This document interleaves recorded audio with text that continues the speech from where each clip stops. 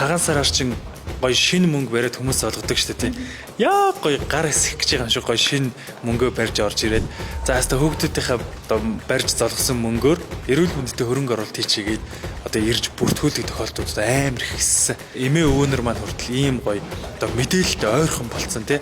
Тасгал хөдөлгөөн хийх нь ямар гоё эрүүл мэндэд аш холбогдолтой гэдгийг ойлгохдаг болчоод цагаан сарынхаа нөгөө бэлгэн цугсан мөнгөө бариад ороод ирж байгаа гэж айгүй хөрхөн байгаас та. За юуны өмнө манай үзэгч мушигчдэд өөрийгөө нэг товчхон хэлцүүлээч.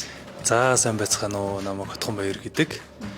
Одоо дуучин бас фитнес тасгалжуулагч мэргэжилтэй. Инээд баясаар халигч цалигч баг. Аго аманы бэлэгтэй орчдондоо юродоргоо амбарна. Анх удаа цээж нүцгэн зохиолын дуулсан хүн гэж бас явдаг тийм үү. За тэр дуунаас хойш ер нь хичнээн уран бүтээл гаргав. За тэр дуунаас хойш ерөнхийдөө бол нэг 3 4 дуу гаргасан юм уу да. Ерөнхийдөө бол яг хүмүүс нэг гадралх нь гадралж л байгаа бах тий цээжээ гаргаад ингээд дуулжсэн. Тиймэрхүү юмуд ерөнхийдөө урлагийн хүнд бол нэг ихний удаад харагдах байдлаар тий. Одоо арилжааны маягийн дуунуудлаа өчөж байгаа байхгүй хүнд өөр танигдаад жоохон нүдэнд нь өртий гэдэг ч юм уу тий. Одоо би 25 онд түлхүү ерөнхийдөө нэг жоохон чанартай мэрэгжлийн тал руугаач гэдэг ч юм уу одоо зүгээр ингэ жишээ болгоод ирэхтэй. Одоо тиймэрхүү уран бүтээлүүд хийгээд эхэлсэн 25 оны 1 сараас цацах гад бас бэлтцэн л байж. Пепси алтан цамын холимогод барилдаад араас нь фитнесийн тэмцээнд орох гэж 4 сарын хугацаанд шаргуу бэлтгэлээгээд уран бүтээл хийж юусаа амжаагүй.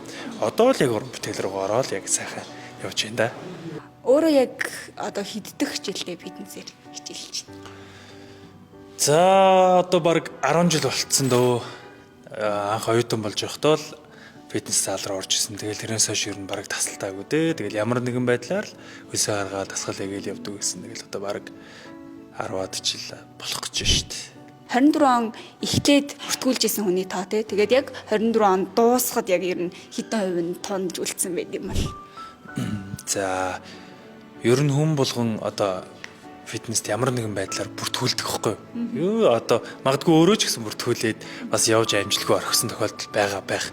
Гэтэ ер нь энэ жилийн үед хараад хүмүүс айгүй тууштай болчих. За үнэхээр ажил нь болохгүй бол нэг хэсэг завсарлал эргээл ирдэг ч юм уу тий. Одоо 24 оны байдлыг аваад үзэхэд нэг 80% нь бол ямар ч байсан. Одоо тий ажлынхаа цаг заваар ямар ч байсан фитнестэй ирээд идэг одоо иймэрхүү байна. Хүн болгон булчинтай болох албагүй, хүн болгон гоё биетэй байх албагүй. Магадгүй та турах зорилгоор биш. Гоё хөдөлгөөнтэй бай гэдэг зорилгоор фитнест явж болно шүү дээ. Та магадгүй жил 2 жил яваад 1 кг хасахгүй байсан ч хамаагүй. Дөрвөн мөчөө хөдөлгөөнтэй байна л гэдэг чинь амьдралын гоё эрүүл хөвшил болчихж байгаа байхгүй. Тэгээ бүгдд нь бас амжилт хүсье аз жаргал хүсье тий 2025 онд эрүүлэнх төвшин сайхан байх болтугай.